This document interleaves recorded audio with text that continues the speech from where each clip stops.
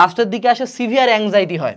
অ্যাংজাইটিটা কী কারণে, যে ভাই এবার যদি চান্সটা না পাই, কারণ অলরেডি আমাদের মনে তো অনেক ভয় আছে, আমরা তো পরীক্ষা দিছি সবগুলোতে, অনেক জায়গায় কনফিডেন্টলি পরীক্ষা দিছি, দেখি চান্স পাচ্ছি না, তখন কী করবো? সিভিয়ার অ্যাংজাইটি হবে যে আল্লাহ এবার যদি চান্স না পাই, ভয় লাগতেছে খুব, বুকটা ধুকধুকায়, মানে কিছু যদি একটু স্থির হয়ে চিন্তা করি আল্লাহ কী করবে, এবার কোথায় চান্স হবে, ভয় লাগা স্বাভাবিক, তোমার একা লাগতেছে না, সবারই লাগতেছে।